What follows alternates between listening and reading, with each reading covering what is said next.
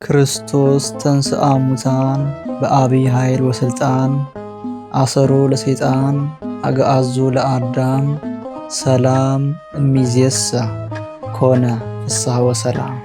አሁን ግን ክርስቶስ ላንቀላፉት በኩራት ሆኖ ከሙታን ተነስቷል። የመጀመሪያይቱ የቅዱስ ጳውሎስ መልእክት ወደ ቆሮንቶስ ሰዎች ምዕራፍ 15 ቁጥር 20 እንኳን ለብርሃነ ትንሣኤው በሰላም በጤና አደረሳችሁ። ዮም ፍስሐ ኮነ እስመ ተንሥአ ክርስቶስ እሙታን። ዛሬ ደስታ ሆነ፣ እነሆ ጌታ በራሱ ኃይልና ሥልጣን ሞትን ድል አድርጎ ተነስቷልና። የእመቤታችንን ማኅተመ ድንግልና ሳይከፍት የተወለደ ጌታ በዝግ መቃብር ተነሳ። ጌታ ከተነሳ በኋላ የመቃብሩን መዝጊያ ድንጋዩን ያንከባለሉት ቅዱሳን መላእክት ነበሩ። ቅዱሱ ጌታ አምላክ ለቅዱሳን ሐዋርያትን በዝግ ቤት ገብቶ ተገልጦላቸዋል። ኢትዮጵያዊ ቄርሎስ አባ ጊዮርጊስ ዘጋስጫ ሦስቱን ደጆች ያልከፈተ የአብን ልጅ ጥበቡን አደንቃለሁ ብሎ ተናግሯል። ሦስቱን ደጆች ያላቸውም የእመቤታችንን ማኅተመ ድንግልና፣ የተዘጋውን መቃብርና የተዘጋውን ቤት ናቸው። በኦርቶዶክሳዊት ተዋሕዶ ቤተ ክርስቲያን በታላቅ ድምቀት ከሚከበሩት አበይት በዓላት መካከል የትንሣኤ በዓል አንዱና ዋነኛው ነው። ትንሣኤ የሚለው ቃል ተንሥአ ከሚለው የግዕዝ ግስ የተወረሰ ሲሆን ትርጉሙም መነሳት፣ አነሳስ ማለት ነው። እስራኤል ዘሥጋ ያከብሩት የነበረው የፋሲካው የመሸጋገሪያ በዓል ከግብፅ ባርነት ቀንበር ወደ ነፃነት ምድር የተላለፉበት፣ ከሐዘን ወደ ደስታ የተሸጋገሩበት በዓል ነበር። በሐዲስ ኪዳን የሚከበረው የክርስቶስ ትንሣኤ ግን እስራኤል ዘነፍስ ከኃጢአት ወደ ጽድቅ፣ ከሐሳር ወደ ክብር፣ ከጠላት ሰይጣን አገዛዝ ወደ ዘላለማዊ ነፃነት፣ ከአሮጌው ኪዳን ወደ አዲሱ ኪዳን፣ ከአደፈ ከጎሰቆለ አሮጌ ሕይወት ወደ አዲስ ሕይወት የተሸጋገርንበት መንፈሳዊ የነፃነት በዓላችን ነው። ትንሣኤ ሊቃውንተ ቤተ ክርስቲያን በየመልኩ በየአይነቱ ሲያመሰጥሩት 5 አይነት ትርጉም አለው። እነዚህም ትንሣኤ ዘክርስቶስ፣ የክርስቶስ በገዛ የባህሪ ሥልጣኑ ሞትን ድል አድርጎ መነሳት። ይህ የሁሉም ትንሣኤዎች በኩርና ዋነኛው ነው። ሁለተኛው ትንሣኤ ሕሊና ነው። ተዘክሮተ እግዚአብሔር፣ እግዚአብሔርን ማሰብ። ሦስተኛው ትንሣኤ ልቡና ነው። ቃለ እግዚአብሔርን መስማትና በንስሐ የታደሱ በሕይወት መኖር። አራተኛው ለጊዜው በተአምራት የሙታን በሥጋ መነሳት ነው። ነገር ግን ይሄ በድጋሜ ሌላ ሞት ይከተለዋል። አምስተኛው ትንሣኤ ዘጉባኤ ነው። ከዓለም ሕልፈት በኋላ ሰው ሁሉ እንደየሥራው ለጽድቅና ለኩነኔ በአንድነት የሚነሳው የዘላለም ትንሣኤ ነው። ጌታችንና አምላካችን መድኃኒታችን ኢየሱስ ክርስቶስ ሞትን በሞቱ ድል ነስቶ ሙስና መቃብርን አጥፍቶ በሥልጣኑ ከሞት የተነሳው መጋቢት 29 ቀን በ34 ዓመተ ምህረት እንደሆነ የቤተ ክርስቲያን ታሪክ ያስረዳል። የጌታችን ትንሣኤ አስቀድሞ በነቢያት ትንቢት የተነገረለትና ምሳሌም የተመሰለለት፣ ክርስቶስ በመዋዕለ ሥጋዌውም ያስተማረለት፣ መላእክት ያበሰሩት፣ ሰዎችም መቃብሩን አይተው ያረጋገጡት፣ እርሱም ተገልጦ መነሳቱን ያረጋገጠበት ነው። አስቀድሞ ስለ ትንሣኤው በትንቢት ተናግሯል። ነቢየ እግዚአብሔር ክቡር ዳዊት ነፍሴን በሲኦል አትተዋትምና ቅዱስህንም መበስበስን ያይ ዘንድ አትተውም ያለው የትንሣኤውን ምስጢር በትንቢት ቃል ሲናገር ነው። መዝሙረ ዳዊት ምዕራፍ 16 ቁጥር 10። እንዲሁም እግዚአብሔር ከእንቅልፍ እንደሚነቃ ተነሳ፣ የወይን ስካር እንደተወው እንደ ኃያልም ሰው ጠላቶቹንም በኋላቸው መታ ያለው የጌታን ትንሣኤ ያመለክታል። መዝሙረ ዳዊት ምዕራፍ 78 ቁጥር 65። ነቢዩ ሆሴዕም ኑ ወደ እግዚአብሔር እንመለስ፣ እርሱ ሰብሮናልና እርሱም ይፈውሰናል፣ እርሱ መትቶናልና እርሱም ይጠግነናል፣ ከ2 ቀን በኋላ ያድነናል፣ በሦስተኛውም ቀን ያስነሳናል ሲል የትንሣኤውን ምስጢር በትንቢት ተናግሯል። ሆሴዕ ምዕራፍ 6 ቁጥር 1። ነቢዩ ዮናስ በብሉይ ኪዳን የትንሣኤው ምሳሌ ነበር። ዮናስ በአሳ አንበሪ ሆድ 3 ቀንና 3 ሌሊት እንደነበረ እንዲሁ የሰው ልጅ ክርስቶስ በምድር ልብ 3 ቀንና 3 ሌሊት ይኖራል ብሎ ጌታችን ያስተማረውም ለዚህ ነበር። ማቴዎስ ምዕራፍ 12 ቁጥር 38 እስከ 40። ጌታችን በመዋዕለ ስብከቱም ስለ ትንሣኤው አስተምሯል። ጌታችን በመዋዕለ ስብከቱ ስለ ትንሣኤው ብዙ ጊዜ ለደቀ መዛሙርቱና ለሕዝቡ እንዲሁም ለፈሪሳውያን ጭምር አስተምሯቸዋል። እነሆ ወደ ኢየሩሳሌም እንወጣለን፣ የሰው ልጅም ለካህናት አለቆችና ለጻፎች ይሰጣል፣ የሞት ፍርድም ይፈርዱበታል፣ ሊዘባበቱበትም፣ ሊገርፉትም፣ ሊሰቅሉትም ለአሕዛብ አሳልፈው ይሰጡታል፣ በሦስተኛውም ቀን ይነሳል በማለት ስለ ትንሣኤው ተናግሯል። የማቴዎስ ወንጌል ምዕራፍ 20 ቁጥር 18-19። እንዲሁም ከሽማግሌዎችና ከካህናት አለቆች ከጻፎችም ብዙ መከራ ይቀበልና ይገደል ዘንድ በሦስተኛውም ቀን ይነሳ ዘንድ እንዲገባው ለደቀ መዛሙርቱ በግልጽ ነግሯቸዋል። ማቴዎስ ምዕራፍ 16 ቁጥር 21። በገሊላም ሲመላለሱ ክርስቶስ በሰዎች እጅ አልፎ ይሰጥ ዘንድ አለው፣ ይገድሉትማል፣ በሦስተኛውም ቀን ይነሳል ብሏቸዋል። ማቴዎስ 17 ከ22-23። ነፍሴን ደግሞ አነሳት ዘንድ አኖራለሁና ስለዚህ አብ ይወደኛል፣ እኔ በፈቃዴ አኖራታለሁ እንጂ ከእኔ ማንም አይወስዳትም፣ ላኖራት ስልጣን አለኝ፣ ደግሞም ላነሳት ስልጣን አለኝ በማለት አስቀድሞ ተናግሯል። የዮሐንስ ወንጌል ምዕራፍ 10 ቁጥር 17። ሊቁ ዮሐንስ አፈወርቅም በሦስተኛውም ቀን ነፍሱን ከሥጋው ጋር አዋሃዳት ያለው በገዛ ስልጣኑ መነሳቱን ሲገልጽ ነው። የትንሣኤው በኩርና የሰውን ልጅም የሚያስነሳ እርሱ መሆኑን ሲናገርም ትንሣኤና ሕይወት እኔ ነኝ፣ የሚያምንብኝም ቢሞት እንኳ ሕያው ይሆናል፣ ሕያው የሆነም የሚያምንብኝም ሁሉ ለዘላለም አይሞትም በማለት አረጋግጦልናል።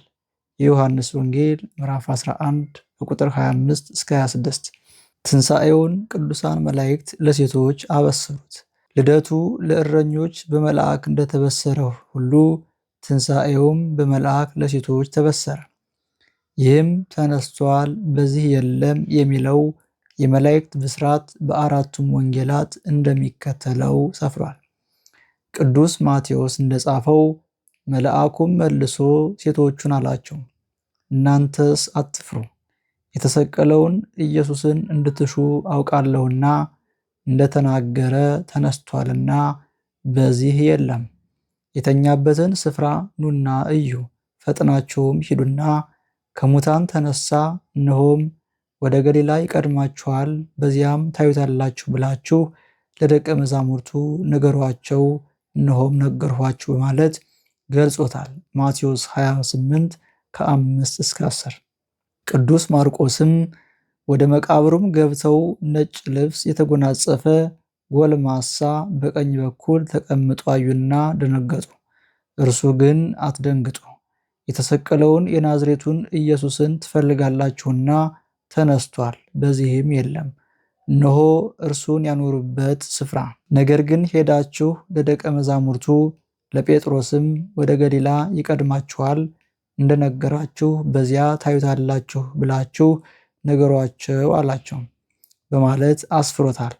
የማርቆስ ወንጌል ምዕራፍ 16 ከቁጥር 5-7።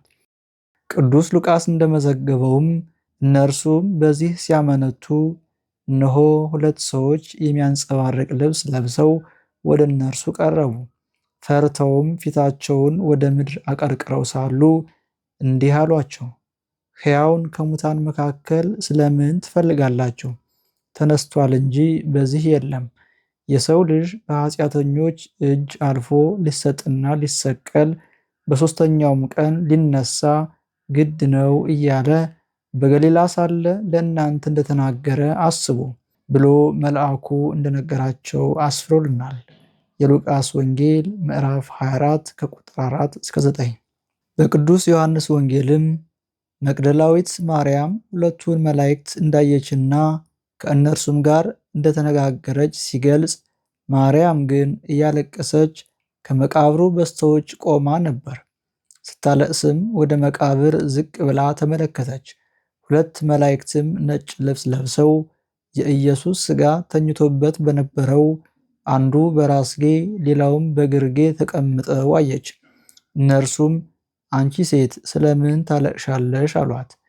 የዮሐንስ ወንጌል ምዕራፍ 20 ከቁጥር 10 እስከ 13። ደቀ መዛሙርቱም መቃብሩን አይተው መነሳቱን አረጋግጠዋል። ሁለቱ ደቀ መዛሙርት የትንሣኤውን ዜና ከሴቶች ከሰሙ በኋላ ወደ መቃብሩ በመግባት የጌታችንን መነሳት አረጋግጠዋል። ይህንን ወንጌላዊ ዮሐንስ ስለዚህ ጴጥሮስና ሌላው ደቀ መዝሙር መጥተው ወደ መቃብሩ ሄዱ። ሁለቱም አብረው ሮጡ። ሌላውም ደቀ መዝሙርም ከጴጥሮስ ይልቅ ፈጥኖ ወደፊት ሮጠና አስቀድሞ ከመቃብሩ ደረሰ። ዝቅም ብሎ ቢመለከት የተልባ እግሩን ልብስ ተቀምጦ አየ፣ ነገር ግን አልገባም። ስምዖን ጴጥሮስም ተከትሎት መጣ፣ ወደ መቃብሩም ገባ። የተልባ እግሩን ልብስ ተቀምጦ አየ፣ ደግሞም በራሱ የነበረውን ጨርቅ ለብቻው በአንድ ስፍራ ተጠምጥሞ እንደነበረ እንጂ ከተልባ እግሩ ልብስ ጋር ተቀምጦ እንዳልነበረ አየ። በዚያን ጊዜ አስቀድሞ ወደ መቃብር የመጣው ሌላው ደቀ መዝሙር ደግሞ ገባ፣ አየም፣ አመነም። የዮሐንስ ወንጌል ምዕራፍ 20 ከቁጥር 3 እስከ 8። ቅዱስ ሉቃስም ይህንን የጴጥሮስን ወደ መቃብር ገብቶ የጌታን ትንሣኤ ማረጋገጡን ሲገልጽ፣ ጴጥሮስ ግን ተነስቶ ወደ መቃብር ሮጠ። በዚያም ዝቅ ብሎ ሲመለከት የተልባ እግር ልብስን ብቻ አየ። በሆነውም ነገር እየተደነቀ ወደ ቤቱ ሄደ። የሉቃስ ወንጌል ምዕራፍ 24 ቁጥር 12። ጌታችን ራሱ ተገልጦ ትንሣኤውን አረጋግጦልናል። ከትንሣኤ በኋላ ጌታችን በተለያዩ ጊዜያት ተገልጧል። አስቀድሞ ለማርያም መግደላዊት በመቃብሩ ስፍራ ተገልጦላታል። እርሷም ያየችውን ለደቀ መዛሙርቱ ተናግራለች። ዮሐንስ 20 14-17። ወደ ኤማሁስ የሄዱ ለነበሩት ሁለቱ ደቀ መዛሙርትም መንገደኛ መስሎ ተገልጾላቸዋል። ሉቃስ 24 ከ13-31። 11ዱና ከእነርሱ ጋር የነበሩትም በተሰበሰቡበት ተገልጦ ሰላም ለእናንተ ይሁን ካላቸው በኋላ ከተጠበሰ ዓሣ አንድ ቁራጭ ከማር ወለላም ሰጥተውት ተቀብሎም በፊታቸው በልቷል፣ አስተምሯቸዋልም። ሉቃስ 24 ከ42-43። በማዕድ ተቀምጠው ሳለም ለ11ዱ ተገልጧል። ተነስቶም ያዩትን የተነገራቸውን ስላላመኑ አለማመናቸውንና የልባቸውን ጥንካሬ እንደነቀፈ ተጽፏል። የማርቆስ ወንጌል ምዕራፍ 16 ቁጥር 14። ዮሐንስ ወንጌላዊ እንደጻፈውም ጌታችን ለደቀ መዛሙርቱ ሁለት ጊዜ፣ የመጀመሪያው ጊዜ ቶማስ በሌለበት በተዘጋ ቤት ተገልጦላቸዋል። ዮሐንስ 20 19-31። ከዚያም በጥብርያዶስ ባህር አጠገብ ተገልጦላቸዋል። ዮሐንስ 21 ከ1-25። እነዚህ ለማሳያነት ቢገለጹም ጌታችን ከትንሣኤ በኋላ እስከ ዕርገቱ ድረስ ከደቀ መዛሙርቱ ጋር የተገለጠባቸው ጊዜያቶች ግን እነዚህ ብቻ አይደሉም። እነዚህን መጽሐፍ ቅዱሳዊ እውነታዎች መሰረት በማድረግ ከአበይት በዓላት አንዱ የሆነው የትንሣኤ በዓል በኢትዮጵያ ኦርቶዶክስ ተዋሕዶ ቤተክርስቲያን ሃይማኖታዊና ታሪካዊ ትውፊቱን በጠበቀ መልኩ በታላቅ ድምቀት ይከበራል። ይህም ከጥንት አበው የነበረውን የአከባበር ስርዓት እየተከተለ ነው። የትንሣኤ በዓል መከበር የጀመረው በቅዱሳን ሐዋርያትና በሰብዓ አርድእት ኋላም በየጊዜው የተነሱ ምዕመናን ማክበር ቀጠሉ። ድምቀቱና የአከባበር ስርዓቱ ይብዛ ይቀንስ እንደሆነ እንጂ መከበሩ ግን ተቋርጦ አያውቅም። የክርስቶስ ትንሣኤ ለእኛ ታላቅ ትርጉም አለው። በእርሱ ትንሣኤ ታላቅ ጸጋ አግኝተናልና፣ በእርሱ ትንሣኤ ከሞት ወደ ሕይወት ተሸጋግረናልና፣ ከጨለማ ወደ ብርሃን መጥተናልና፣ ከጨለማ ወደ ብርሃን ወጥተናልና፣ ምድራውያን የነበርን ሰማያውያን፣ ሙታን የነበርን ሕያዋን፣ ሥጋውያን የነበርን መንፈሳውያን ሆነናልና። በእርሱ ትንሣኤ እንደ ቅዱስ ጳውሎስ ሞት ሆይ መውጊያህ የታለ? ሲኦል ሆይ ድል መንሳትህ የታለ? ማለት ችለናል። አንደኛ የቅዱስ ጳውሎስ መልእክት ወደ ቆሮንቶስ ሰዎች ምዕራፍ 15 ቁጥር 55። ኢየሱስ ክርስቶስ እንደሞተና እንደተነሳ ካመንን እንዲሁም በኢየሱስ ያንቀላፉትን እግዚአብሔር ከእርሱ ጋር ያመጣቸዋልና አንደኛ ተሰሎንቄ ምዕራፍ 4 ቁጥር 14 እንደተባለ በእርሱ ትንሣኤ ማመናችን ለድኅነታችን መሠረት ነው። ሐዋርያው ቅዱስ ጳውሎስ በቆሮንቶስ መልእክቱ አሁን ግን ክርስቶስ ላንቀላፉት በኩራት ሆኖ ከሙታን ተነስቷል። ሞት በሰው በኩል ስለመጣ ትንሣኤ ሙታን በሰው በኩል ሆኗልና ሁሉ በአዳም እንደሚሞቱ እንዲሁ ሁሉ በክርስቶስ ደግሞ ሕያዋን ይሆናሉና። መጀመሪያቱ የቅዱስ ጳውሎስ መልእክት ወደ ቆሮንቶስ ሰዎች ምዕራፍ 15 ቁጥር 20 እስከ 22። የእርሱ ትንሣኤ ለእኛ ትንሣኤ በኩር ነው። እንዲሁም ሞቱን በሚመስል ሞት ከእርሱ ጋር ከተባበርን ትንሣኤውን በሚመስል ትንሣኤ ደግሞ ከእርሱ ጋር እንተባበራለንና ሮሜ 6:5 እንዳለው ክርስቶስ በትንሣኤው ለእኛም ትንሣኤ መሠረት ሆኖናልና። ሐዋርያው ቅዱስ ጴጥሮስም ኢየሱስ ክርስቶስ ከሙታን በመነሳቱ ለሕያው ተስፋና ለማይጠፋ እድፈትም ለሌለበት ለማያልፍም ርስት እንደ ምሕረቱ ብዛት ሁለተኛ የወለደን የጌታችን የኢየሱስ ክርስቶስ አምላክና አባት ይባረክ። አንደኛ ጴጥሮስ ምዕራፍ 1 ቁጥር 3 እንዳለው የጌታችን ትንሣኤ ለማያልፍ ርስት ዳግመኛ የተወለድንበት ነው። ይህንን በተመለከተ ቅዱስ ጳውሎስም ይህንን ታላቅ የትንሣኤ ጸጋ አስመልክቶ በሚመጡ ዘመናትም በክርስቶስ ኢየሱስ ለእኛ ባለው ቸርነት ከሁሉ የሚበልጠውን የጸጋውን ባለጸግነት ያሳየን ዘንድ ከእርሱ ጋር አስነሳን፣ በክርስቶስ ኢየሱስም በሰማያዊ ስፍራ ከእርሱ ጋር አስቀመጠን ብሎ አስቀምጦታል። የኤፌሶን መልእክት ምዕራፍ 2 ቁጥር 6-7። ዛሬ የጌታችንና የአምላካችን የመድኃኒታችን የኢየሱስ ክርስቶስ ትንሣኤ ዘክርስቶስን ስናከብር ትንሣኤ ሕሊና የተባለ በእርሱ ላይ ያለንን እምነት በእርሱም መታመናችንን በማጽናት ትንሣኤ ልቦና የተባለ የእግዚአብሔርን ቃል በመስማትና በንስሐ ሕይወት የታደሱ መኖርን ገንዘብ በማድረግ እርሱ ሕይወታችንና ትንሣኤያችን መሆኑን በማስተዋል ትንሣኤ ዘጉባኤ ለተባለው ከዓለም ሕልፈት በኋላ ሰው ሁሉ እንደየሥራው ለጽድቅና ለኩነኔ በአንድነት በሚነሳበት የዘላለም ትንሣኤ በቀኙ የሚያቆመንን እምነትና ምግባር አስተባብረን በመያዝ ራሳችንን እያዘጋጀን ሊሆን ይገባል። ይህንንም እናደርግ ዘንድ የትንሣኤውን ብርሃን ያሳየን አምላካችን እግዚአብሔር በቸርነቱ ይርዳን። አሜን። ወስብሐት ለእግዚአብሔር ወለወላዲቱ ድንግል ወለመስቀሉ ክቡር።